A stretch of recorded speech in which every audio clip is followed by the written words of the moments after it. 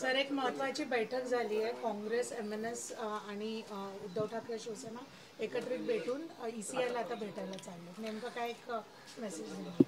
सर्वपक्षीय मोर्चामध्ये आपण बघितलं असेल की जनतेसमोर, जनतेच्या कोर्टामध्ये पुराव्यानिशी मुंबईमध्ये लोकांसहित पुरावे जे आहे ते ठेवण्यात आलेले आहे. आमची निवडणूक आयोगाला विनंती आहे, भारतीय संविधानाप्रमाणे जी निष्पक्षता अपेक्षित आहे त्या निष्पक्षतेसाठी आम्ही त्यांना विनंती करायला चाललेलो आहे.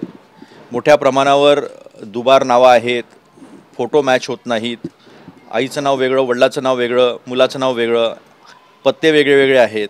याच्यावरून स्पष्टपणे दिसतं की व्होटर लिस्ट ह्या शुद्ध नाहीत.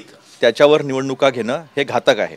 निवडणुका ही लोकशाहीमधली सर्वात मोठी प्रक्रिया आहे. लोकांच्या इच्छेचं सरकार हे आलं पाहिजे, ती प्रक्रिया पूर्ण झाली पाहिजे. यासाठी सर्वपक्षीय आमची जी प्रतिनिधी मंडळ जे आहे त्याच निवडणूक आयोगाला भेटणार आहोत. आम्ही SSR केलं पाहिजे, स्पेशल समरी रिव्हिजन जे आहे ते झालं पाहिजे. म्हणजे त्याच्यामध्ये डिडुप्लिकेशन सॉफ्टवेअर वापरून शॉर्ट समरी जी आहे ती शॉर्ट समरी करून सगळ्या नावं जे आहेत, दुबार नावं असतील, डुप्लिकेशन असेल, ॲड्रेस बरोबर नसतील, मृत व्यक्ती असतील, किंवा फॉर्म नंबर 6 मध्ये 100 वर्षाचा व्यक्ती कसा असू शकतो, एका घरामध्ये 200, 250, 300 लोक कसे राहू शकतात, या सगळ्या डिस्क्रिपन्सीज ज्या आहेत त्या दूर केल्या पाहिजे. अशा पद्धतीची विनंती, असं मेमोरंडम आम्ही सगळे लोक जे आहेत ते आज निवडणूक आयोगाकडे घेऊन चाललो आहे.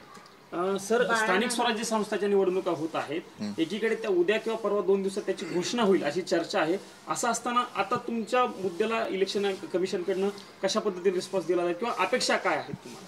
हे बघा, कुठल्या तारखेची मर्यादा ही शुद्ध निवडणुकीसाठी, लोकांच्या इच्छेचं सरकार येण्यासाठी काय असू शकते का? आम्ही शॉर्ट समरी म्हणतोय ना, ती करायला पाहिजे. टेक्नॉलॉजी आहे, टेक इंडिया आहे ना हा, तर तुम्ही डिडुप्लिकेशन सॉफ्टवेअर वापरून ते करू शकता. निवडणुका ह्या निष्पक्ष झाल्या पाहिजे, लोकांच्या मनातलं सरकार आलं पाहिजे, अशा पद्धतीनं कराव्या. आणि ते त्याच्या सूचना ज्या आहे त्या आम्ही आता निवडणूक आयोगाला करायला जातोय. थँक्यू.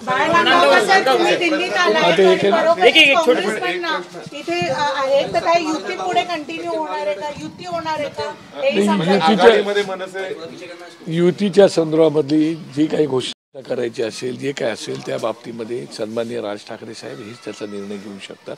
आम्ही आज इलेक्शन कमिशनला भेटायला आलेलो आहोत आणि election commissioner, chief election commissioner आणि इतर 2 इलेक्शन कमिशनर यांना भेटून जी काही आमची मागणी आहे की संपूर्ण ज्या याद्या आहेत त्या शुद्धी होऊन त्याचं निष्पक्षपणे त्यांची चाचपणी झाली पाहिजेत आणि निवडणूक तुम्ही घ्यायला आम्हाला काय हरकत नाही. परंतु आमचं ऑब्जेक्शन आहे, आता मोर्चा जो झाला मध्ये आपण जर पाहिलं तर बरेचसे पुराव्यानिशी गोष्टी आम्ही दिलेल्या आहेत. लोकशाही मार्गाने आम्ही इलेक्शन कमिशनला 2 वेळा भेटलो. मुंबईच्या इथे बसणारे सन्माननीय दिनेश वाघमारे आणि सन्मान चोकलिंगम या दोघांना वेगवेगळे भेटलो. त्याच्यानंतर आम्ही एकत्रितपणे भेटलो. त्याच्यानंतर आम्ही निवेदन दिली त्यावेळेला. त्याच्यानंतर पुन्हा मोर्चाही काढला. म्हणजे संविधानाच्या याच्याप्रमाणे लोकशाही मार्गाने आम्ही सगळ्या गोष्टी केलेल्या आहेत. आणि आता इलेक्शन कमिशनर जे आहेत, केंद्रीय निवडणूक आयोग, त्यांनाही आम्ही भेटतोय आणि त्यांना आम्ही विनंती करतो की जोपर्यंत तुम्ही संपूर्ण याद्या व्यवस्थित होत नाही तोपर्यंत निवडणुका घेऊ नका. बिलकुल आमची भूमिका ती स्पष्टपणे आहे. त्यासाठी आज आम्ही आलेलो आहोत. कारण काय, कसं आहे, इंटर असेंब्ली, इंटर डिस्ट्रिक्ट याच्यामध्ये आणि इंटर स्टेट अशा या सगळ्या गोष्टीमध्ये गोंधळ आहे आणि तो बऱ्याच गोष्टी आम्ही निदर्शन आणून दिले आहेत, त्याचे प्रूफ पण दिलेले आहेत. साहेब, एक प्रश्न असा आहे की भाजपने काल आरोप केला की मुस्लिम मतदारांची दुबार नावं असली तर त्याकडे दुर्लक्ष होतं. मला साधं कळत नाही.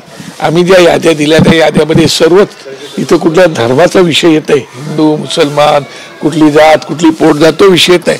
याद्या शुद्ध करायच्या म्हणजे सगळ्या, त्याच्यात कुठलेही मतदार असतील ते डुप्लिकेशन त्याचं असेल तर ते सगळं साफ करून घ्यायला.